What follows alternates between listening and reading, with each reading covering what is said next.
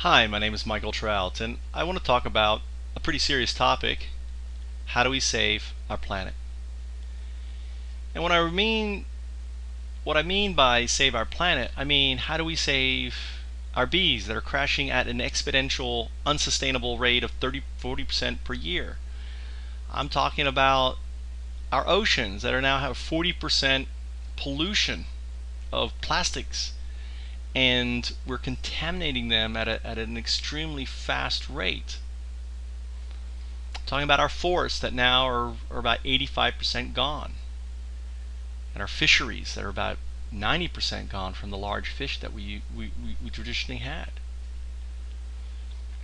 Talking about our food, our seed that some like Monsanto and Bayer are trying to usurp and own and patent and take it away from us.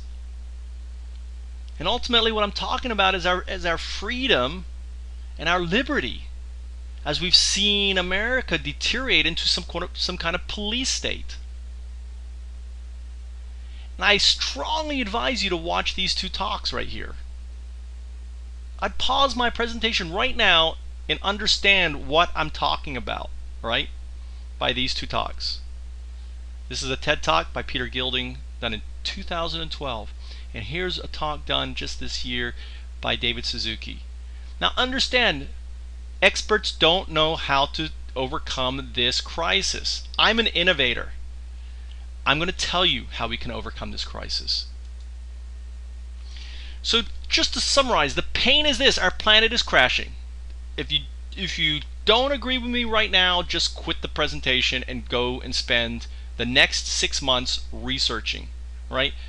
Watch Chasing Ice, just research. Because if you don't believe the planet's crashing, if you don't believe the bees are dying at an exponential rate, if you don't believe our forests are over 90% of our forests are 85% of our forests are gone, if you don't believe that 90% of our water has pesticides in it, 90% according to the EPA, even rainwater they detected has pesticides, okay?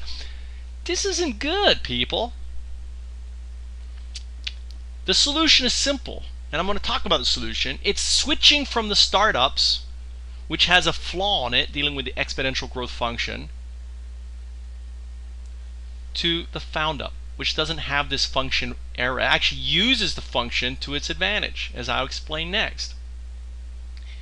And this is what I want you to imagine. I want to imagine a world where power is free to the people, for the people. Businesses would pay, but the individuals it would be free to them, right? I want you to imagine a world where folks can have basically buy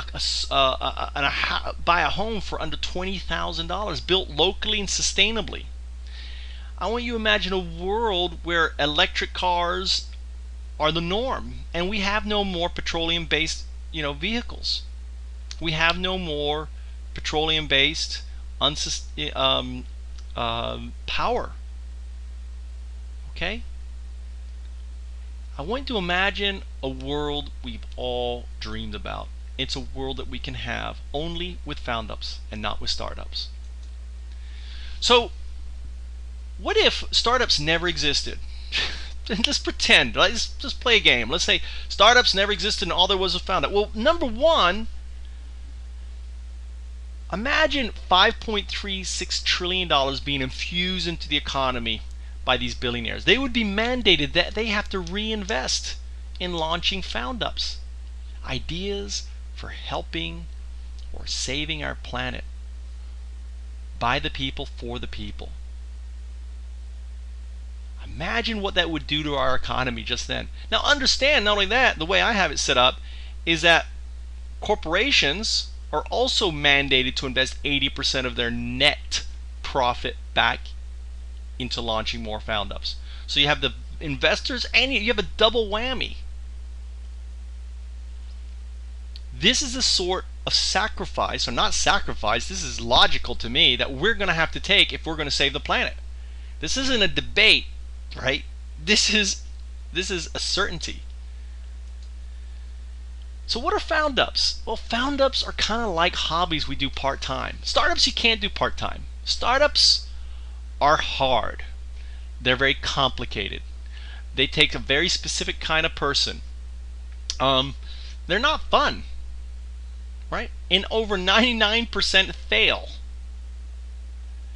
Startups are extremely risky and you will risk losing everything, whereas FOUNDUPS are not. There is no risk whatsoever because they either validate or they don't.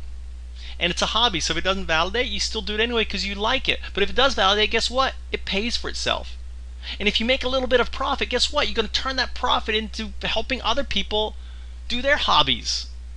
Which, you know what? 1% of those hobbies are going to become businesses like Google, businesses like Apple, and they're going to turn around and take 80% of their net profits by the employees and the stakeholders of that company, like FOUNDUPS Corp, and they're going to reinvest in launching more FOUNDUPS.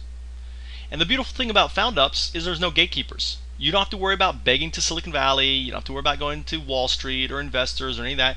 You don't deal with any of that crap. Because success just simply equals validated idea. An idea validates, and it validates by what? By someone becoming a patron. I like what you're doing, Mike. I'm going to be a patron right here. You can click on this link right here and be a patron. If you're sold, like, you know what, Mike, I don't need to say anymore. I believe you. Let's do it. So let me tell you this right now. I'm a visionary. I like to use the frame, I'm a strategic strategist for ushering paradigm shifts. Right? I see paradigm shifts. That's my specialty. My problem is I've never had any money to test my skill, because right now paradigms are controlled by the few. I'm going to change that with FOUNDUPS. And I predict this, that FOUNDUPS will replace the startup within 10 years of launching. You have to think of the FOUNDUP as Microsoft operating system, right? One company, FOUNDUPS Corporation, is going to basically be the person over that space. And I'm inviting you to be part of that corporation. FOUNDUPS Corporation, FOUNDUPS is no different than Google's page, right? FOUNDUPS is no different than Michael Dell making PCs. We're going to own the creation of business via the FOUNDUP. And because of that, what we're going to do is take 80% of all the profits that are net profits that are generated, and we're going to turn around and we're going to push that money back into the system in order to save our planet. And we're going to keep pushing that back into the system.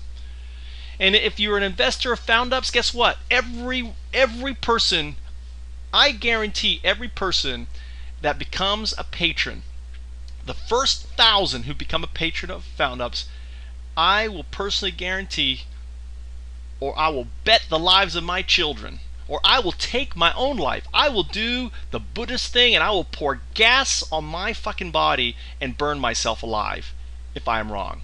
That is how committed I am. Because I know that the equity that I'm gifting out, which is non-dilutable, right, to individuals up to 10,000, is going to turn every one of those 1,000 stakeholders of FOUNDUPS into a millionaire. Now understand, there's a catch to this. 80% of the net profits from your investment into FOUNDUPS must be redirected into launching more FOUNDUPS. Okay?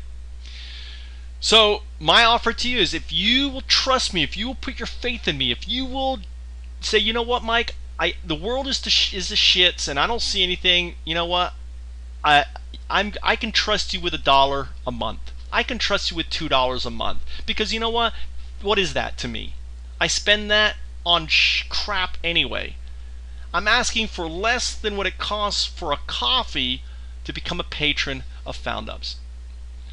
And give me the base capital so I can code out Play FOUNDUPS app, which is I've been trying to do. I've been begging developers to do it. I've tried to assemble a team, and I need to just pay people to do it. It's ready to go. I just need to code it. I need to go to someone and say, listen, I want to code this out. This is what it's going to be like. Hire them and get it done. But I lack capital to do it. Watch my story. I explain my story in this video. And I encourage you to become a patron. Become one of the 1,000. And help us save this planet. Because it'll be those 1,000 who become a patron that ultimately I will give credit to saving this planet. Thank you very much.